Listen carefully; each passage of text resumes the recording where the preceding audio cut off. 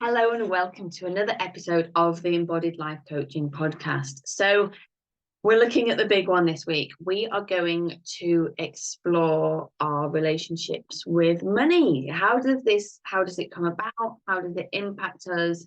And why is it important for us to consider it as adults, right? Because the truth is, whether or not you are money focused or not, we kind of need it in our lives, right? And how we grew up and experienced money growing up makes such a huge difference to our relationship with wealth as adults. If there wasn't enough, if it was restricted in some way, it can really make us want to hold on to what we have now. And actually it can work both ways. If there wasn't enough and so you learned that there was never going to be enough, when you have some now, you might just spend it all because it's like, well, I'm not supposed to have money. So it all just gets frittered away, right? Another thing that can happen often when we're kids is that there's a loss of money. Maybe a parent was made redundant, they lost their job, or there was lots of debt. And so you learn all of this restriction, this difficulty, this challenge around money, and that forms part of your money story now as an adult. Like, you're always expecting it to run out. There isn't this belief of there will always be more money. I will always be able to make money, like however you would like your relationship with money to be. For other people, an experience might be that a big chunk of family money was lost. Maybe a member of the family had a gambling issue, or there was an addiction, so lots of money was spent on other things.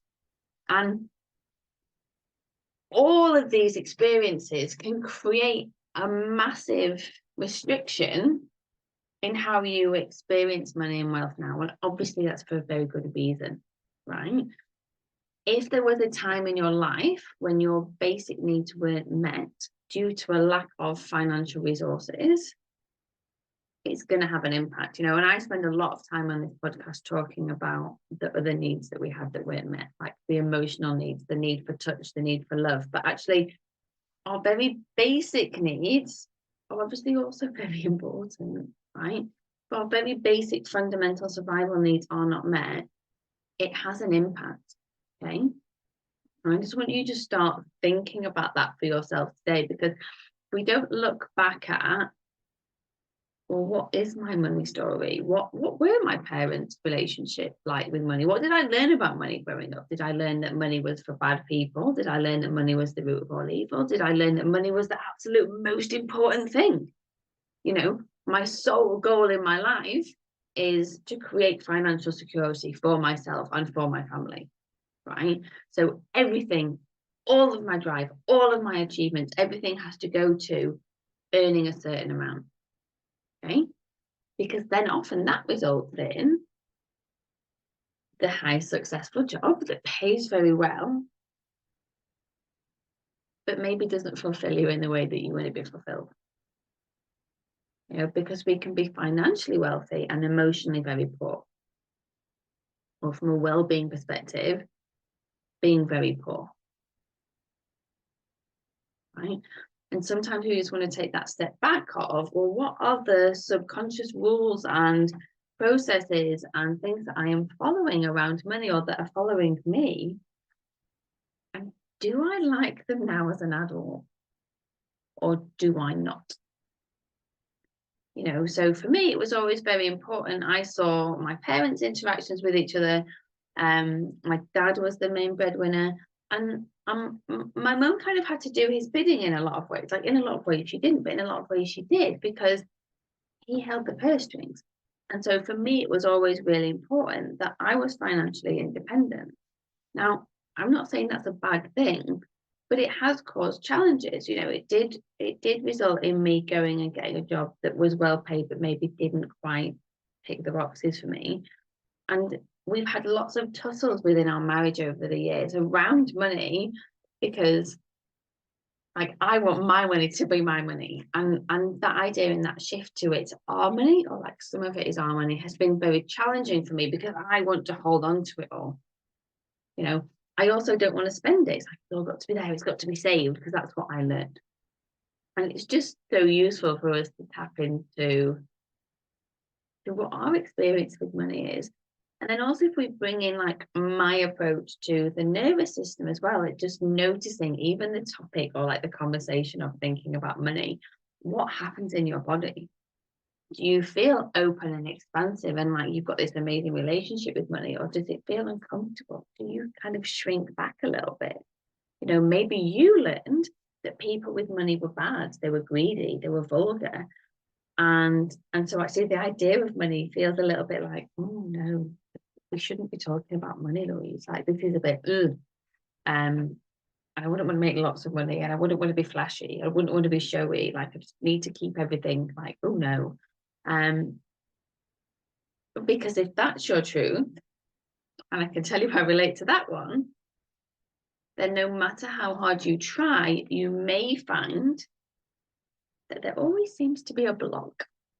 There always seems to be a block of you making that next level of income, of you bringing money in, whether that's a pay rise or a promotion at work, or if it's bringing money in your business if you're self-employed, right? And maybe your relationship with money and whether it's going to run out and what you're supposed to do with it, maybe it shows up in smaller ways. Maybe your house is freezing cold, but you won't put the heating on, even though you could afford to do so. Right? I'm not talking about cost of living crisis, people can't afford to heat their houses. I'm talking about there's money there to pay for heating, and yet you will sit there cold with lots of layers on because something in you is like, I can't put the heating on, it would be a waste of money, right? Maybe for you, it's just, you just find it really hard to have things for yourself. You know, you can buy things for the kids. Maybe you can have the house refurbished. You might allow yourself to have a car to take you from A to B. But things that are just for you, it's just too uncomfortable. Because there's that voice in your head that's like, well, no, this should be for the kids, or I should be using this to pay off the mortgage. Or like, you know, I just can't justify this cost on myself. Right? And then that opens up a whole other kind of worms around how are we valuing ourselves? What is that self-talk around our value, around our worthiness, around our deservingness to have nice things and to spend money on ourselves and to have money and to make money? Like, it's so complex and it pervades everything. And it's such a fascinating topic for me because often our money story mirrors our other patterns as well, right? And I would love for you to share with me. I know this is a podcast rather than like a Zoom call or anything, but I'd love for you to reach out to me and let me know what's resonating with this and what comes up for you when you think about money. Because one of the biggest impacts from our childhood is our relationship that we have with money as an adult. Okay. And because money is such an important part of our day-to-day, because of what it allows us to do, and also that perception of safety and security that it gives us, like, it's probably a topic for another podcast. I'm not sure that it gives us the safety and the security that we think, but we're so conditioned to think that money equals security that if we don't have it, it creates all kinds of tension and challenge within us, right? Getting clear on our relationship with money and moving that relationship to a healthier place is such a fundamental part of creating a life that we desire. That extraordinary life on our terms requires us to have a positive relationship with money. And that doesn't mean being super rich, by the way. It just means the relationship that we have with money is a positive one. So if this stuff is resonating with you, if you're like, oh yeah, no, my relationship with money isn't great, and I can see how my childhood impacted, and I've got these blocks now, and maybe I don't even believe that I'm deserving of money, or I'm not worthy of bringing money in, I want to invite you to a free class where we are going to deep dive on this topic. So the class is going to be on Monday, the 26th of June. And we are going to go for 60 to 90 minutes. I am going to teach, I'm going to walk you through some stuff so that you can get really clear on your relationship with money. And then we are going to have some time to really deep dive into it. I'm going to ask your questions. We'll do some somatic exercises to try and open up a little bit, to be in more of a place to receive. And I'm going to be available to coach you. Like, if you would like to work through some of your money challenges, the call will be available for that. So the call is going to be at 4 p.m. UK time. So that is 11 a.m. Eastern. And then figure out your own time zone from there. So that's Monday the 26th. The link to join the class is below. And I really hope to see you there. Like, this is such a huge topic that pervades so many parts of our lives. And I would love to help you to move your relationship with money to a place that is more healthy. The class is completely free. Should have mentioned that. There is no money required for you to come to the money class. And yeah, so Monday the 26th, 4 p.m. UK time, 11 a.m. Eastern, and let's spend some time together really digging into your money story and looking at how we can make it healthier. So I hope to see you there. That is me for this week, and you have an amazing guest interview to look forward to next week, so keep an eye out for that as well. All right, take care. Bye bye.